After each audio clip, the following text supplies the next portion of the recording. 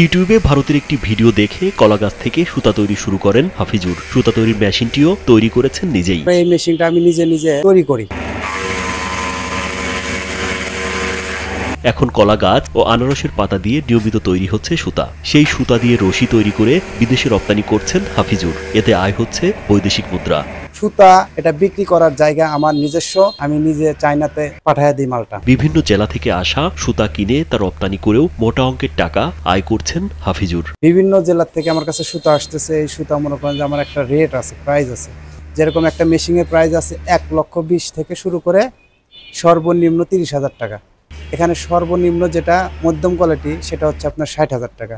60,000 টাকার মেশিনটা নেওয়ার পরে উনি সুতা আমার কাছে বিক্রি করতে পারবে পার কেজি 120 থেকে শুরু করে 250 টাকা পর্যন্ত। আর যেগুলো হাই কোয়ালিটির মেশিন, এটাতে আপনার আনারসের ফাইবার হবে। ওটাতে আপনার এই যেটা আপনার 30 বা 60, এটাতে আপনার কখনো ওই আনারসের ফাইবারটা হবে না। বর্তমানে তার তৈরি সুতা যেমন ছড়িয়ে পড়েছে বিভিন্ন দেশে, তেমনি তার তৈরি মেশিনও চলে যাচ্ছে দেশের বিভিন্ন প্রান্তে। যে এলাকায় কলা গাছ আছে ওই এলাকায় এই মেশিন আছে, আর যাদের কলা গাছ নাই তাদের জন্য এই মেশিন না।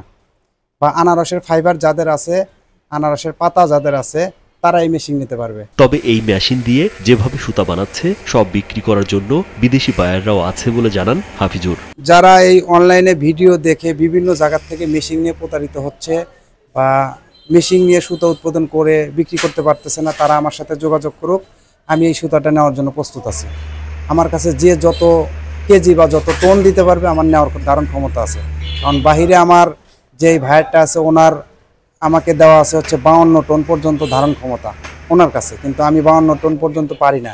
কারণ আমার মেশিন সেল কম বা মেশিন কিছু কিছু জায়গায় কম আছে, এই জন্য আমি সর্বমূল্যে এই 52 টন আমি সেল দিতে পারি না। আমার 25 থেকে 30 টন মাল আমার যায় প্রতি মাসে। স্থানীয়রা হাফিজুরের তৈরি করা ব্যানানা ফাইবার মেশিন দেখে রীতিমতো অবাক। তারা এই মেশিন দিয়ে অনেক বেকারের কর্মসংস্থান হচ্ছে বলেও জানান। কলা গাছ পড়ে রয়েছে, এই কলা গাছ গুনে আমি দেখে একদিন হঠাৎ করে আগ্রহ জাগলো, দেখলাম, পরে জিগাইলাম কি করেন, পরে এই প্রসেস দেখাইলো, বিভিন্ন প্রসেস। এ দেখলে সুতা তৈরি হয়। কলা গাছগুলার মনে করেন যে আবর্জনাগুলা ওগুলা ফেলে দেয়, ফেলে দেওয়ার পরে তারপরে ওটা মেশিনের ভিতরে ঢুকাই দেয়। মেশিনের ভিতরে দেওয়ার পরে ওই জায়গায় থেকে মনে করেন যে আপনার এই সুতা হয়ে বেরিয়ে আসে। মানে এটা মানে আশ্চর্য একটা বিষয় মনে হলো আমার কাছে। আমি বিষয়টা অত্যন্ত আনন্দিত হয়েছে যে বাংলাদেশে তরুণরা এইভাবে এইগুলো কাজগুলো করছে।